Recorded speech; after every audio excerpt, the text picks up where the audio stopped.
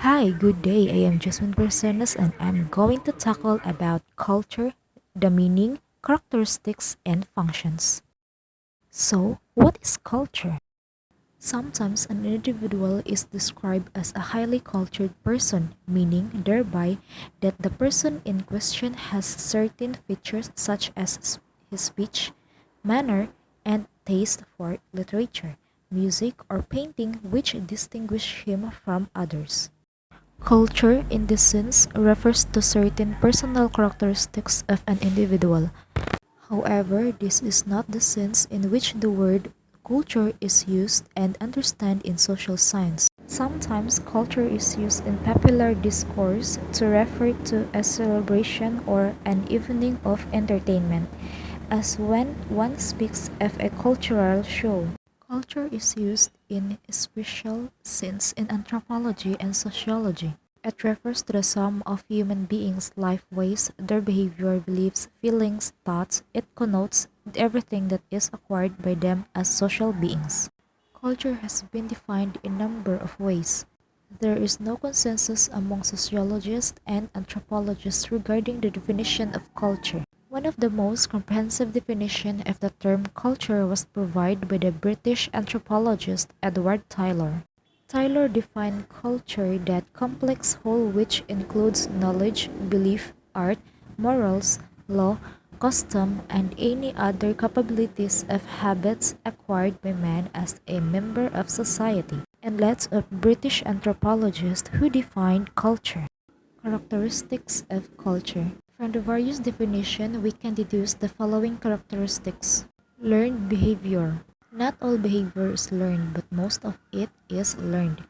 Combining one's hair, standing in line, telling jokes, criticizing the president, and going to the movie all constitute behaviors which had to be learned. Sometimes the terms conscious learning and unconscious learning are used to distinguish the learning. For example, the ways in which a small child learns to handle a tyrannical father or a rejecting mother often affect the ways in which the child, 10 or 15 years later, handles his relationships with other people. Some behavior is obvious. People can be seen going to football games, eating with forks, or driving automobiles. Such behavior is called overt behavior. Other behavior is less visible. Such activities as planning tomorrow's work or feeling hatred for an enemy are behaviors too. This sort of behavior, which is not openly visible to other people,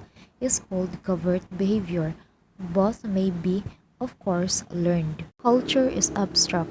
Culture exists in the minds of habits of the members of society. Culture is the shared ways of doing and thinking. Culture is a pattern of learned behavior. The definition of culture indicated that the learned behavior of people is patterned. Each person's behavior often depends upon some particular behavior of someone else.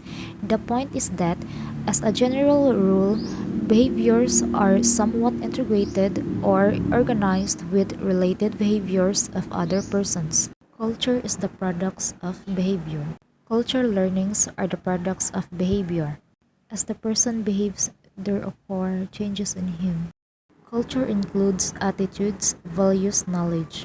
There is a widespread error in the thinking of many people who tend to regard the ideas, attitudes, and notions which they have as their own. It is easy to overestimate the uniqueness of one's own attitudes and ideas. Culture also includes material objects. Man's behavior results in creating objects. Men were behaving when they made these things.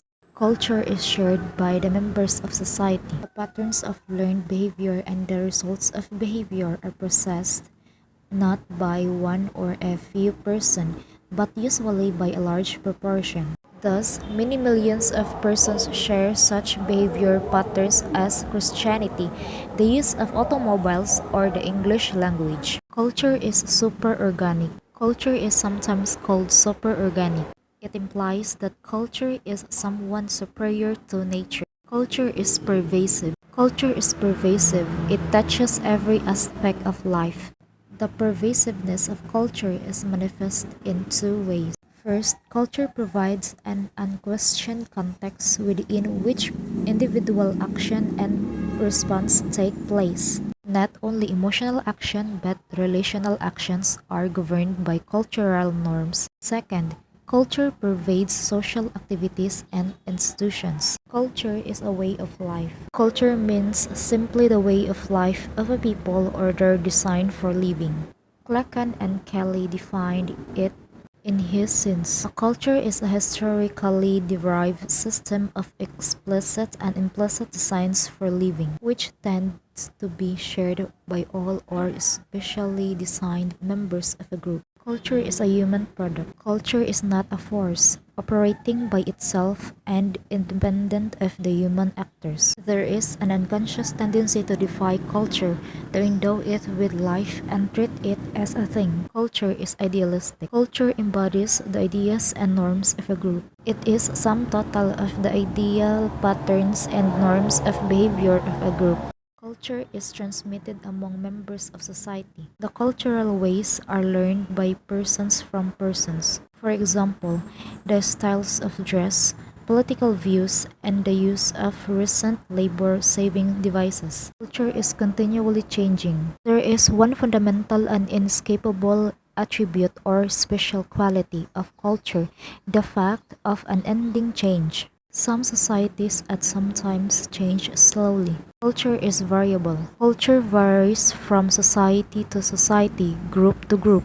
Hence, we say culture of India or England. Further, culture varies from group to group within the same society. Culture is an integrated system. Culture possesses an order and system. Its various parts are integrated with each other and any new element which is introduced is also integrated. Language is the chief vehicle of culture. Man lives not only in the present but also in the past and future. He is able to do this because he possesses language which transmits to him that was learned in the past and enables him to transmit the accumulated wisdom to the next generation. Functions of culture. Among all groups of people, we find widely shared beliefs, norms, values, and preferences. Culture has certain functions for both individual and society. Following are the sum of the important functions of culture. Culture defines situations. Each culture has many subtle